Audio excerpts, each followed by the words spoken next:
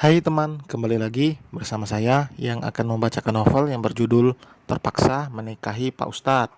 Seperti biasa, sebelum melanjutkan cerita ini, saya mohon kepada teman-teman untuk bantuannya supaya channel ini berkembang dan selalu update dengan cara like, komen, serta subscribe di akhir video agar teman-teman juga tidak ketinggalan update dari cerita ini. Saya ucapkan terima kasih. Baiklah, langsung saja kita mulai. Bab 65. Padahal dari keluarga kita gak ada keturunan kembar ya bu? Tanya Aluna pada sang ibu. Dari keluarga kita atau keluarga Syafiq gak ada keturunan kembar. Semua ini kuasa Allah nak, jawab Bu Rita. Sayang, jangan diunyil-unyil terus pipinya. Lihat Safa, wajahnya kesel lu, tegur Syafiq. Habisnya gemes banget aku mas. Savana mulai merengek. Syafiq langsung berdiri dan menimang tubuh kecil putrinya.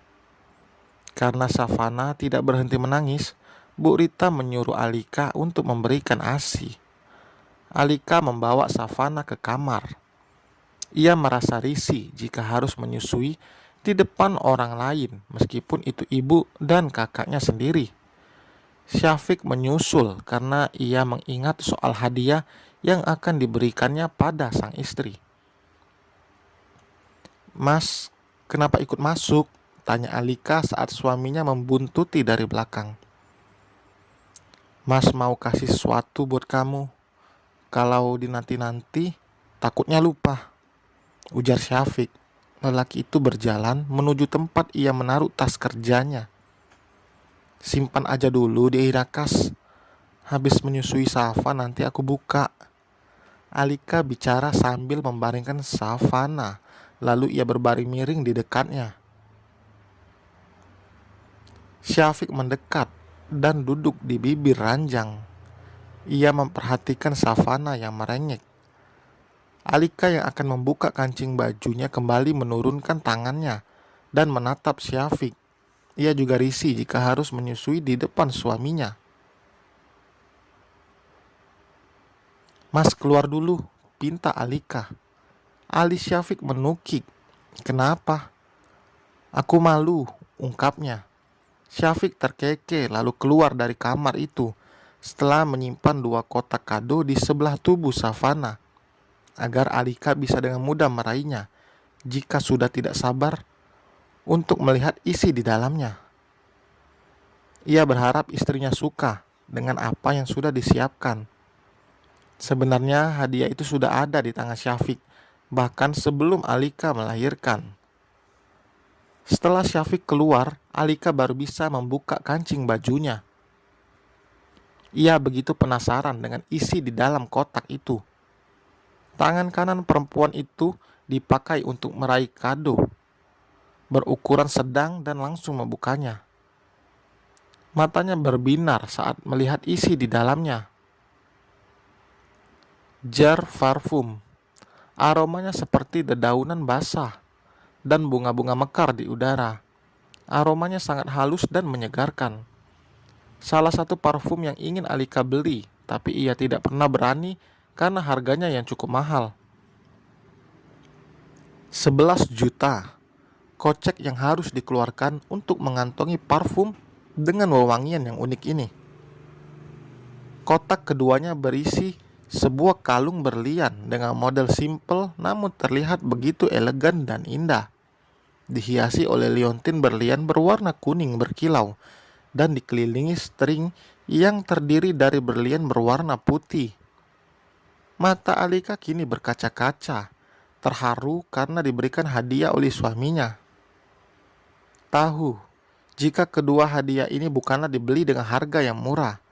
Entah berapa uang yang dikeluarkan Syafiq untuk itu. Tapi bagi Syafiq tidak masalah jika harus merogoh kocek dalam demi membahagiakan istrinya. Bukankah ibu yang harus melahirkan dan sedang menyusui itu harus dibahagiakan? Ya, tapi dalam kondisi apapun, Syafiq akan terus berusaha membuat istrinya bahagia. So sweet banget, Dedek lihat, Abi manis kan? Dedek pasti bangga sama Abi ya.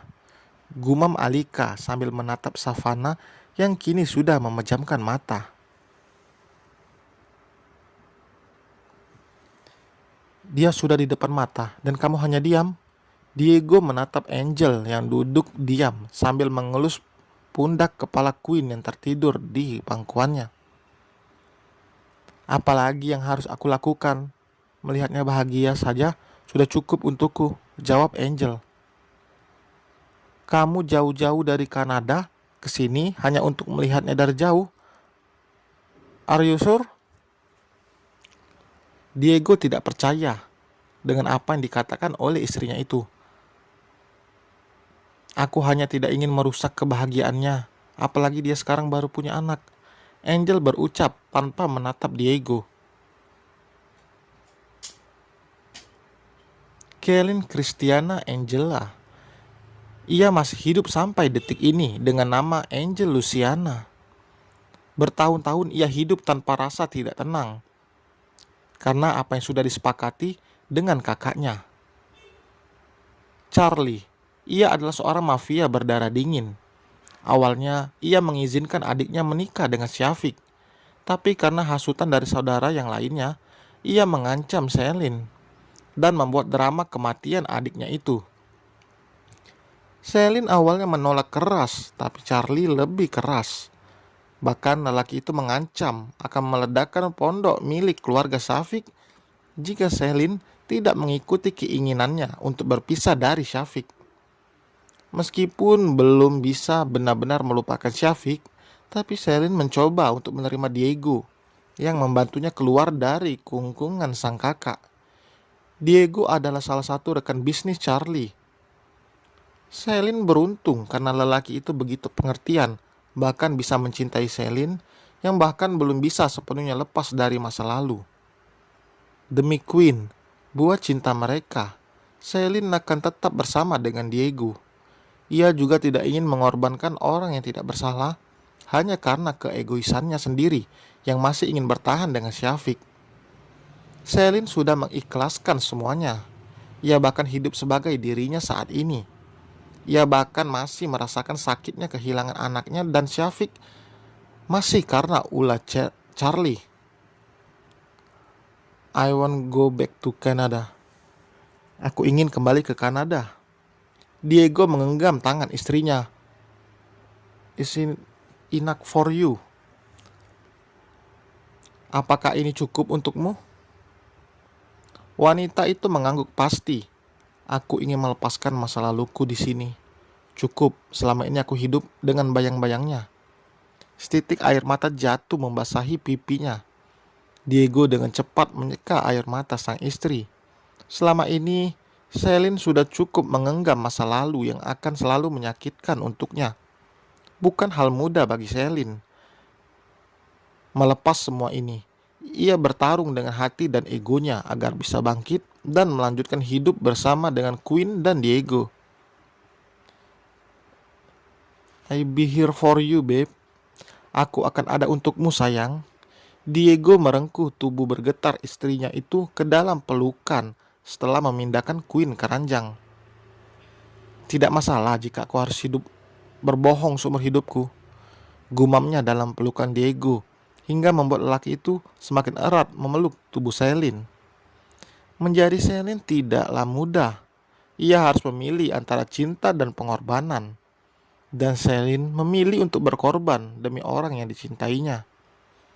Meskipun sulit, tapi ia tidak memiliki pilihan lain. Bagi Celine, Syafiq hanya ada di masa lalunya, dan saat ini Celine harus bisa hidup dengan normal bersama anak dan suaminya.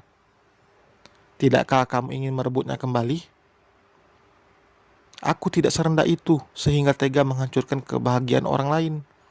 Aku tahu bagaimana rasanya saat kebahagiaanku hancur, dan aku tidak ingin Syafiq merasakannya juga.